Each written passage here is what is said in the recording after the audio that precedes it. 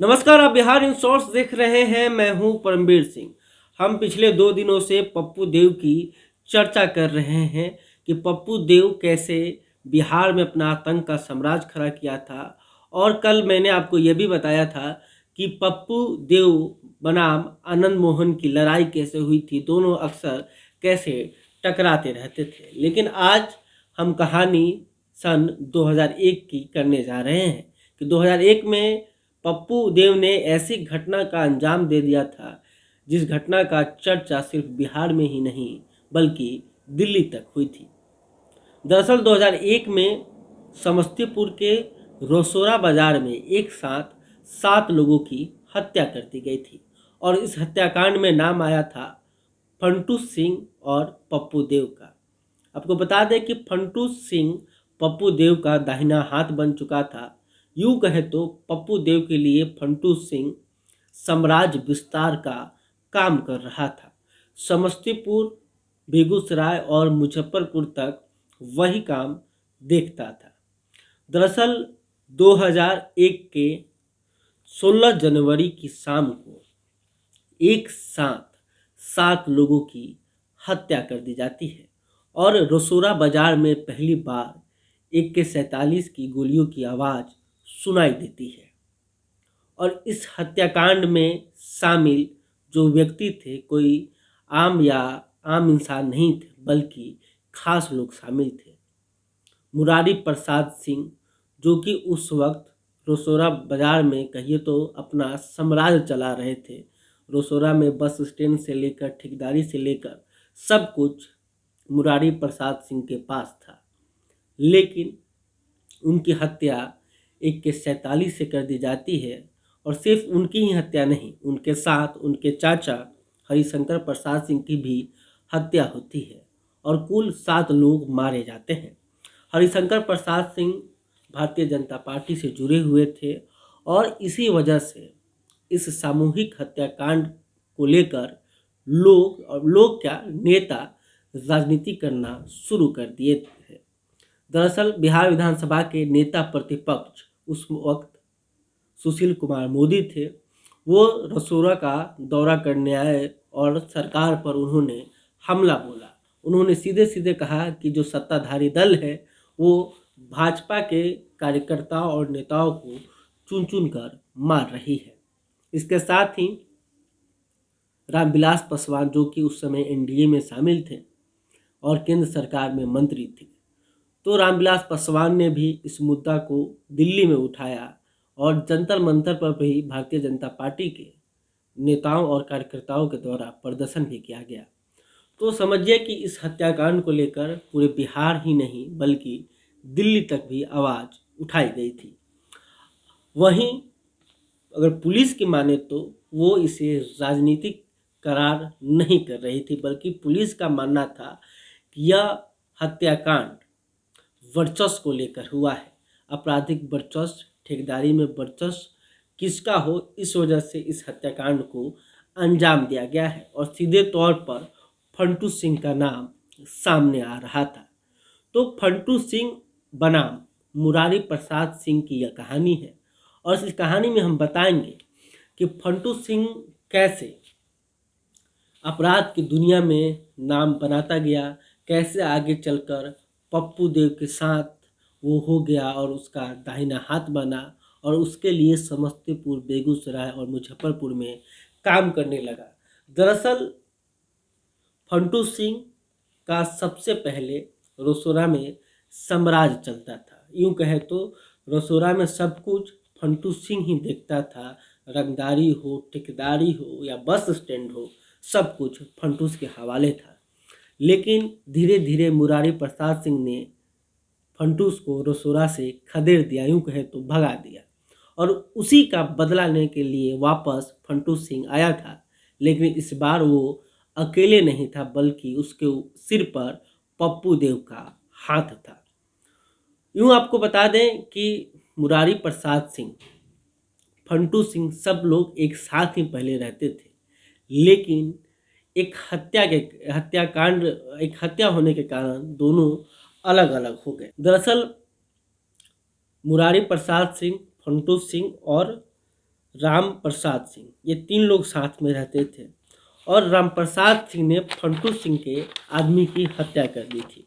दरअसल रोसोरा बाजार के गांधी चौक में फंटू सिंह के आदमी को रामप्रवेश ने हत्या कर दी, जिसके बाद रामप्रवेश सिंह बनाम फंटूस की लड़ाई हो गई और इस लड़ाई में मुरारी प्रसाद सिंह रामप्रवेश के साथ रहे। तो इस तरह से फंटूस और मुरारी प्रसाद सिंह के बीच दुश्मनी बढ़ गई और दोनों एक दूसरे से टकराते रहे और फंटू सिंह के अंदर बदला का आग जल रहा था। इसी के कारण 1989 में गांधी चौक पर फंटूस ने रामप्रवेश सिंह पर हमला कर दिया, लेकिन इस हमले में रामप्रवेश सिंह बचने में कामयाब हो गए।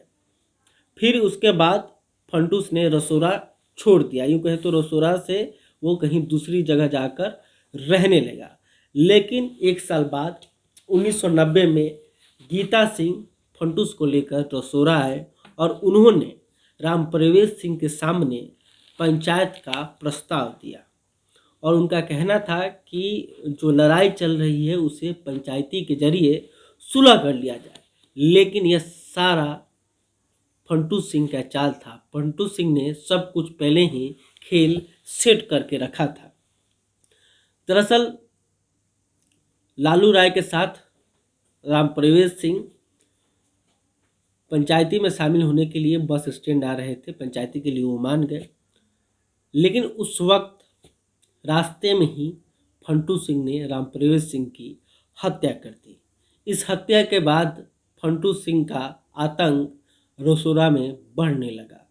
खौफ इतना कि अब जो व्यापारी थे, जो बिजनेसमैन थे, वो फंटू सिंह के यहाँ रंगदारी पहुँचाने लगे।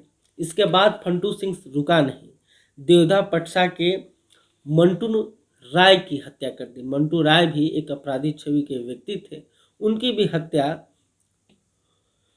फंटू सिंह के द्वारा कर दी गई। फंटू सिंह यहाँ भी नहीं रुका, मंटू राय के पिता की हत्या उसने घर पे चढ़कर कर दी। इसके अलावा उसके दामाद का उसने अपहरण कर दिया। तो फंटू सिंह का यूँ कहें तो दिन पर दिन खौफ बढ़ने लगा था रोसोरा में और फंटू सिंह का मन भी बढ़ गया था। फंटू सिंह का मन इतना बढ़ गया था कि हसनपुर चीनी मिल से रुपया लेकर आ रहे हथियारबंद जो गार्ड थे, उनके ऊपर फंटू सिंह ने हमला कर दिया। रुपया के साथ साथ वो बंदूक भी छीनकर अपने साथ ले चला, जिसके बाद पुलिस भी बेचैन हो गई। जो पुलिस अधिकारी थे वो भी अब फंटू सिंह पर नज़र बनाने रखे और यूँ कहे तो जो पुलिसिया दबिश है उसे बढ़ा दी गई। पुलिसिया दबिश के कारण फंटू सिंह को रसोरा छोड़ना पड़ा और 2 साल के लिए वो रसोरा छोड़कर पास के ही इलाके में वो रहने लगा। इस दौरान फंटू सिंह शांत नहीं रहा। जैसे ही उसे पता लगा कि संजय सिंह और मुरारी सिंह मोटरसाइकिल से रोसोरा से बाहर निकले हैं और कहीं जा रहे हैं, तभी रास्ते में फंटू सिंह पहुंचता है और संजय सिंह और मुरारी सिंह का अपहरण कर लेता है। हालांकि इस अपहरण में मुरारी सिंह भागने में कामयाब होते हैं। फिर 1995 में रोसोरा के सिनेमा चौक के पास फंटू सिंह और मुरारी प्रसाद सिंह आमने सामने भिड़ते हैं।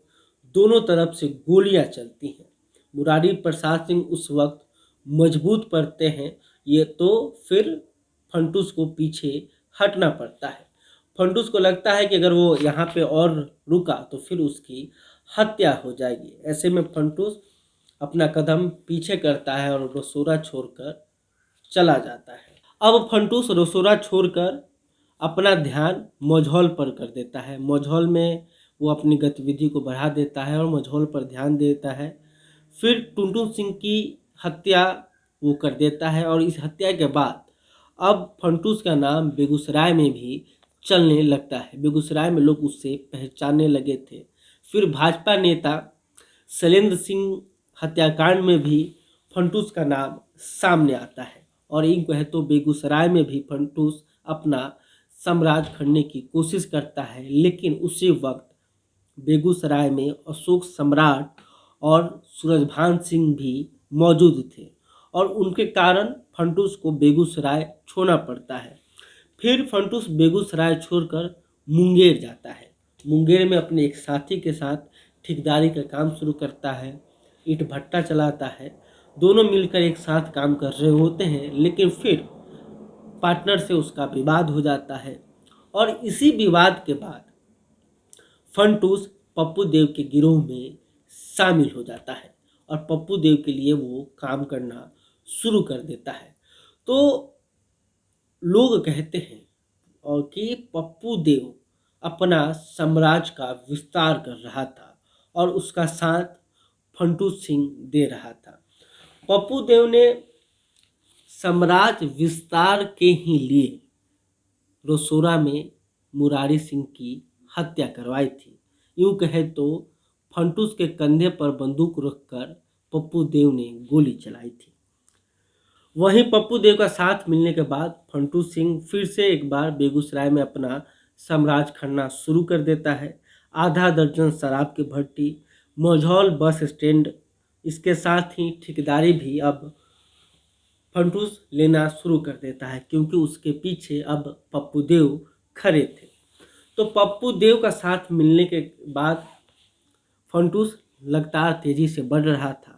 तो वहीं पप्पू देव यह सोच रहा था कि बेगूसराय में तो अपना कब्जा हो ही गया है, अब समस्तीपुर पर भी ध्यान दिया जाए, साथ में मुजफ्फरपुर का भी ध्यान रखना होगा। और इसी मकसद से जो कहा जा रहा है कि फंटूस सिंह ने रोसोरा में मुरारी प्रसाद सिंह की हत्या की, क्योंकि मुरारी प्रसाद सिंह भी उस वक्त तक रोसोरा बाजार में सब कुछ वही देखते थे। ठेकेदारी, बस स्टैंड, वसूली करना, इसके अलावा रंगदारी, जितने भी तमाम तरह की गतिविधियां थी वो रोसोरा में मुरारी प्रसाद सिंह दिख रहे थे। तो दूसरी तरफ बेगूसराय में पप्पू देव के लिए फंटूस देख रहा था। तो कहीं ना कहीं इसमें नाम फंटूस सिंह और पप्पू देव का आता है इस हत्याकांड में। और ये जो सारी कहानी है जो हमने आपको सुनाई, यह कहानी का आधार है समकालीन तापमान। उस समय का सबसे फेमस मासिक पत्रिका समकालीन तापमान की यह रिपोर्ट है, फरवरी 2001 में छपी है। और उसमें साफ आप उसका शीर्षक देखिएगा, जिसमें लिखा गया है कि फंटूस के कंधे पर पप्पू देव की बंदूक। और इस रिपोर्ट को तैयार किया है रंजू, संतोष और मोहन कुमार मंगलम ने। दरअसल मुरारी प्रसाद सिंह की हत्या के पीछे सिर्फ यही एक मकसद नहीं था, दरअसल कई मकसद था, जिसके लिए लोग सीधे तौर पर कह रहे थे कि इस हत्याकांड के पीछे फंटूस सिंह ही है। क्योंकि फंटूस सिंह भी बस स्टैंड का ठेकेदारी लेना चाहता था, वो भी रोसोरा में फिर से वापस आना चाहता था। इसके अलावा इधर 6 माह पहले जल संसाधन विभाग की तरफ से 50 लाख का एक टेंडर निकाला गया था और इस टेंडर पर फंटूस सिंह की नज़र थी और इस टेंडर को वो पाना चाहता था। तो टेंडर में बोली लगाने के लिए फंटूस सिंह जब रोसोरा जा रहा था, तब इसकी सूचना पुलिस को दे दी गई थी और पुलिस के तरफ से एक तरह से दबिश डाल दिया गया था, जिस वजह से इस बोली में फंटूस सिंह शामिल नहीं हो सका था। और लोग कहते हैं कि मुरारी प्रसाद सिंह ने ही पुलिस को सूचना दी थी, जिसके कारण फंटूस आग बबूला था और उसने मुरारी प्रसाद सिंह की हत्या कर दी। और हत्या इसलिए इतना आराम से नहीं किया गया, बल्कि ऐसा एक जगह चुना गया जिससे खौफ बढ़ सके। और बीच बाजार 7 लोगों की एक साथ हत्या कर दी गई।